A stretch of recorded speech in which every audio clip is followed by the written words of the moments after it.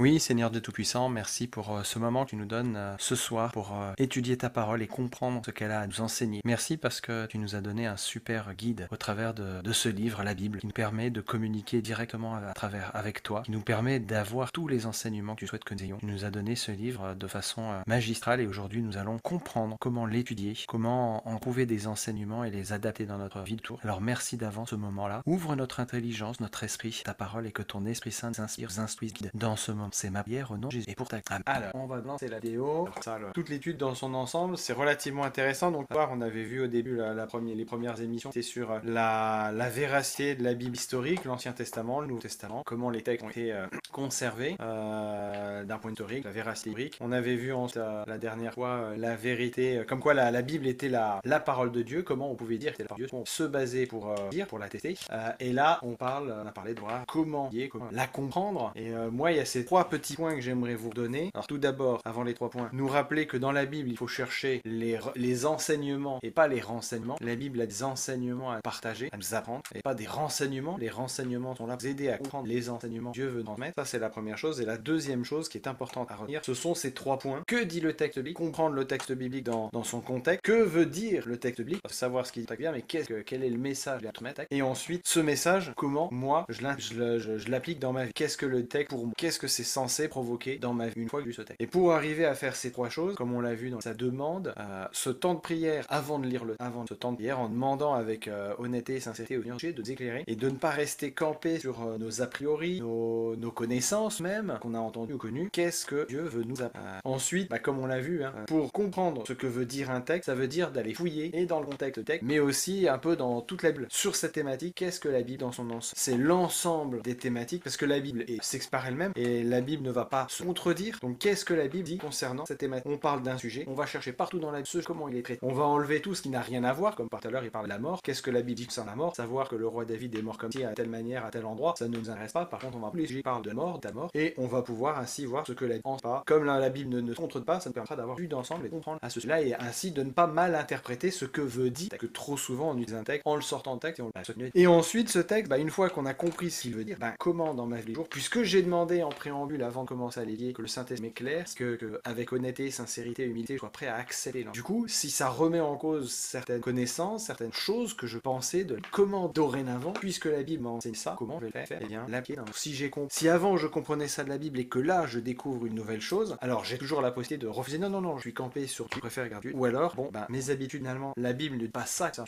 Comment maintenant moi j'agis avec ça? Comment je l'applique? Non, il faut que je déconstruise ce qui avait déjà compris et il faut que je laisse pour être en accord, toujours en accord encore avec la parole de Dieu, puisqu'on est par ainsi que la parole, quelle que soit la thématique de la Bible, elle trouve réponse dans énormément de passages. Il y a très peu, voire aucun, je me trompe, de concepts, de thématiques dans la Bible dont on ne trouve pas ailleurs d'autres extraits, d'autres explications, d'autres sources de réflexion qui permettent de comprendre un passage. Il y a toujours matière dans la globalité de la trouver une explication. Et comme on l'a dit, quand on a une question dans le Nouveau Testament, on trouve la plupart du temps la réponse dans l'Ancien Testament. Quand on a une question dans l'Ancien Testament, on trouve aussi la plupart du temps la réponse. Comme quoi, les deux sont liés. On ne peut pas les dissocier, ils sont interdépendants. Les enseignements contenus dans l'Ancien Testament se retrouvent dans le Testament.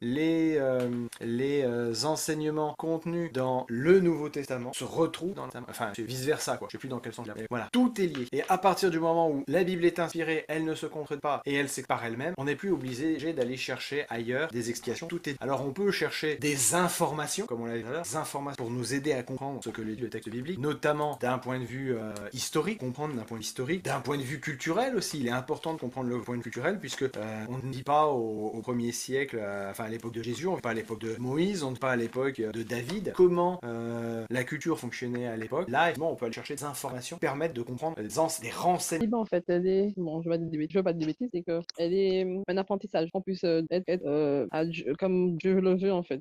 C'est un mode C'est comme si on d'emploi. est à l'école, voilà, c'est comme si on est à l'école et il faut qu'on arrive à un niveau, là, on a fini, on a notre diplôme. Une manière, hein, à la fin. Sauf À la fin, qu'on a la vie toujours porte, à apprendre. On a toujours à apprendre, on oui, a toujours à progresser dans les niveaux et on a toujours des nouveaux diplômes à acquérir. voilà, c'est ça, Notre ouais, boussole. voilà, Tu c'est disais, ça. Sonia? Je dis que c'est notre boussole. Oui, c'est ça, c'est ça. Alors, vous voyez, là, chacun vient de donner comment dire, sa vision, sa compréhension. Pour Stéphanie, elle le comprend de la façon d'une école.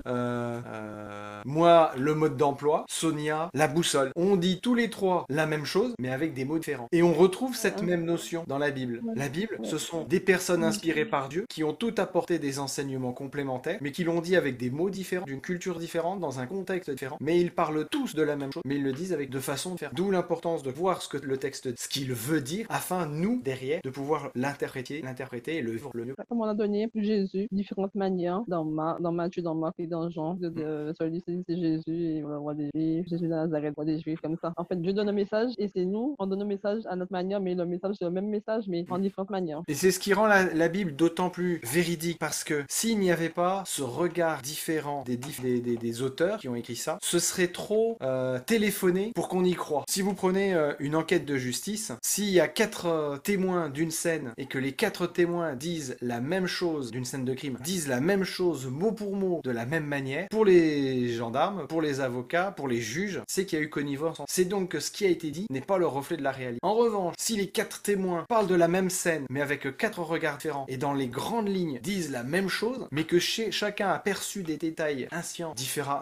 Par exemple, pour l'un, ah ben, il avait des chaussures rouges. À l'autre, c'était plutôt des chaussures brunes. Ah, le dernier, c'était peut-être des chaussures noires. À la rigueur, c'est pas ça crime. Ce qui prime, c'est est-ce que la personne a fait un acte ou pas. Voilà. Et c'est ça qui est important. S'il y a trop de choses exactement pareilles, ce serait trop gros pour qu'on y croie. Et Dieu, sachant ça, a permis que les êtres humains qui ont écrit ces textes le vivent, le disent avec la façon dont eux ils l'ont vécu, avec leur regard, pour que les 4, par exemple les évangiles, mais la Bible entière, soit quelque chose, donne le même enseignement, les mêmes enseignements, mais vu par 10 façons. Comme moi je disais, c'est ça, identique, c'est analogue. Oui, analogue, identique. Autre chose, venir. Une dernière. Oui, vas-y, Une Stéphanie. dernière, en fait, c'est la Bible. La Bible qu'il avait, c'est une Bible particulière. C'est-à-dire Celui que Paul avait, parce qu'il a lu la Bible et c'est une autre manière. Et on comprenait mieux, en fait, pour moi. J'ai compris. C'est plus clair, en fait, la manière qu'il a lit la Bible. Par rapport aux autres, et les messages étaient différents. Ah, tu parles dans la version qu'il a. Oui, voilà. Moi je la voudrais. Celle qui était affichée, je crois que c'était une 1910, Bible Louis II 1910, où on trouvait. Mais déjà, dans la quasi-totalité des applications ou des versions en ligne, c'est la première qui est proposée, là, c'est la Louis II 1910. Celle que Et la j'ai. Louis Gonzague, C'est une version réactualisée de la 1910. Robin, tu me corriges si je me trompe. Hein. La seconde 21 parle. Oui. Ouais, c'est une version revisitée mais aussi dynamique. Hein.